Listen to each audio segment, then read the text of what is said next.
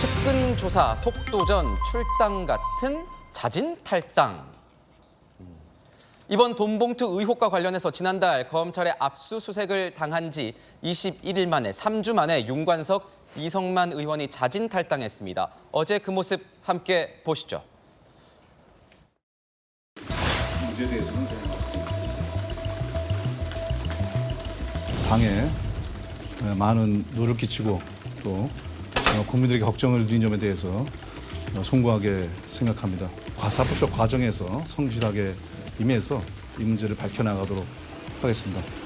이번 사태가 발생한 원인 중에 하나는 검찰의 정치 공세도 한 부분이었다고 생각이 됩니다. 다시 한번 우리 국민 여러분께 사죄의 말씀을 드립니다.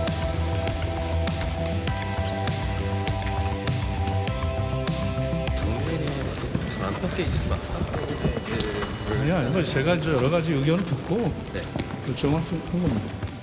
복당도 좀 염두에 두고 계시죠? 지금 얘기할 시기는 아닌 것 같습니다. 하시거나 나중에 다시 당에 들어오실 생각은 있으신 건지. 결정되겠죠. 오늘 이제 자진 탈당을 결정하시게 된 배경에는 당대표 요청이 크게 있었다는 거는 맞으실까요? 뭐 대표께서 뭐 그런 요청하겠어요? 대표도 사법 리스크가 있는데 이제 내로남불 아니냐 그런 생각을 하실 수 있어요.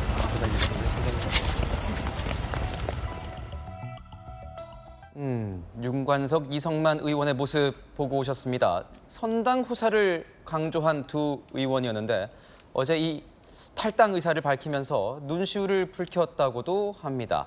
자, 의총에서는 이 정치 검찰, 정치 공세다 이렇게 비판을 했다고도 하는데 윤관석 의원 같은 경우에는 이 정치 검찰의 야당 탄압, 기획 수사, 사실관계를 바로잡고 명예를 되찾아서 반드시 돌아오겠다. 이렇게 얘기를 했고 이성만 의원 같은 경우엔 가슴이 찢어지는 시간, 윤석열 정부의 검찰 독재에 맞서달라 그러면서 발언 중에 눈시울을 붉혔다고도 합니다. 윤 의원과 이 의원, 지난달 말까지만 해도 탈당에는 선을 긋는 모습이 계속 있었습니다. 그런데 돌연 입장을 선회했습니다. 때문에 여론에 등 떠밀린 게 아니냐 뭐 이런 얘기가 나오고 있는데 김수경 교수님.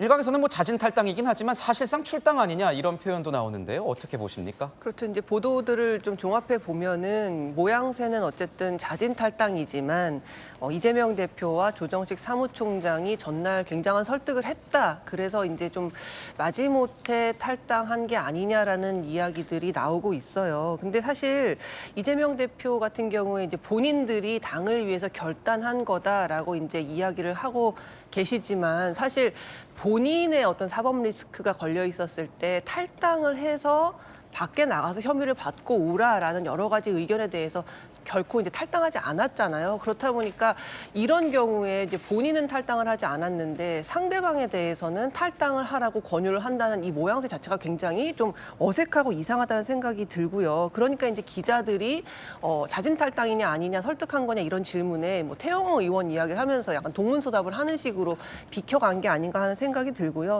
사실 이번에 이제 탈당을 했지만 탈당을 한다는 건 이제 당과의 사법 리스크를 좀 끊어내기 위해서 보통 탈당을 하는 거잖아요. 네. 그런데 이게 좀 어려운 게 이 범죄 혐의 자체가 민주당 전당대회에 있었던 일이기 때문에 아무리 이 두 의원이 탈당을 한다 하더라도 수사 과정에서 민주당이 이 사법 리스크의 수렁 속으로 그러니까 안 들어갈 수가 없거든요. 왜냐하면 이 사안 자체가 민주당의 전당대회에 대한 거니까. 그러니까 이재명 대표와는 좀 다르죠. 이재명 대표는 본인이 예전에 성남시장 시절에 있었던 범죄 혐의이기 때문에 그때는 탈당해서 범죄 혐의를 벗고 오라, 대표에서 내려오고서 혐의를 벗고 오라는 게 가능하지만 이번에는 이 두 의원이 탈당한다고 해서 민주당이 이 수렁으로부터 이제 끊어내면서 사법 리스크에서 선을 긋기가 매우 어렵지 않을까 저는 그런 생각이 듭니다. 전영기 의원님, 어제 가셨죠? 의총. 그렇죠. 의총 분위기는 어땠는지 좀 궁금합니다.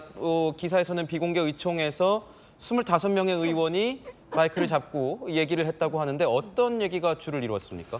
뭐 해당 문제도 있었고요. 지금 앞으로 당이 어떻게 혁신하고 쇄신할 것인지에 대한 내용들이 있었던 것 같습니다. 분위기를 여쭤보셨는데요. 분위기는 당연히 좋을 수가 없죠. 이런 사태에 앞서서 분위기가 좋다고 하면 그것이 뭐 당나라 당 아니겠습니까? 뭐 그렇기 때문에 이 분위기는 좋을 수 없다는 말씀을 드리고 지금 이 두 의원들께서 탈당을 한 것은 문제 해결이 먼저라는 의견들이 굉장히 많았고 국민들 여론도 문제 해결을 먼저 하고 나서 당에 대한 이야기를 해야 되는 것 아니냐 이런 여론들이 굉장히 높지 않았습니까? 그런 측면에서 그러면 내가 문제 해결을 먼저 하고 나서 다시 돌아오는 방법을 택하겠다. 그때 명예를 회복하겠다라고 말씀을 하셨습니다. 네. 사실 여기서 정치 공세를 언급했는데요. 이게 좀 과도한 거기보다는 제가 알고 있기로도 이성만 의원과 윤관석 의원이 검찰에 출석해서 조사를 받은 적은 없는 걸로 알고 있거든요. 그러나 뭐 서면 조사가 이루어졌는지는 모르겠습니다만 이미 이분들의 조사가 거의 끝날 때까지 가지를 않았거든요. 그런데 이미 나온 녹취라든지 많은 증거물들에 의하면 이분들은 거의 이미 범죄자 낙인이 찍혀 있는 듯한 여론전파까지 받았다는 거예요. 사실 이 녹취록들이 결국에는 공판 과정 내에서 나왔다라면 정말로 증거 능력이 부합하는지, 증거 능력을 얼마나 입증했는지까지 함께 제공되기 때문에 좀 더 객관적인 판단이 가능했을지언정 문제는 안 일으킬 거다 이렇게 봤던 건데 지금은 아무런 내용 없이 오히려 이 두 의원들에게 불리한 내용만 나오고 있다. 그렇기 때문에 우리는 정치검찰이라고 본다. 이런 내용도 포함되어 있는 거거든요. 그렇기 때문에 지금 이 여론재판을 이루고 있고 과도하게 본인들의 방어권을 철저하게 무시한 녹취록만 나오고 있는 것에 대해서 반발을 했다. 저는 그렇게 보고 있습니다. 그런데 이건 어떻게 봐야 될까요? 그 민주당의 주장처럼 검찰이 뭐 처음 뿌린 씨앗인지는 모르겠습니다. 하지만 이미 의혹은 커질 대로 커졌고 당내에서조차 조사 기구를 빨리 만들어라. 이렇게 뭐 돈을 전달했다는 의혹이 있는 사람들만 출당을 시켜서야 나중에 받은 사람들도 나오고 한다면 계속 그때도 출당시키고 탈당시킬 거냐. 뭐 이런 얘기도 나오는 거 아니겠습니까? 뭐 비슷한 의견도 있었습니다. 네. 윤리감찰단이 있는 이유가 결국에는 이런 사건이 생겼을 때 정말 윤리적으로 도덕적인 문제가 없는지 감찰하는 기능도 가지고 있거든요.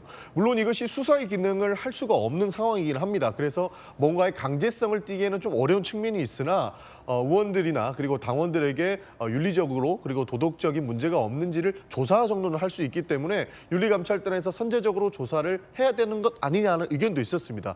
그래서 당 지도부가 아마 추가적으로 어저께 혁신 쇄신 의원총회 이후에 또 다른 논의를 아마 진행할 것으로 보고 있습니다.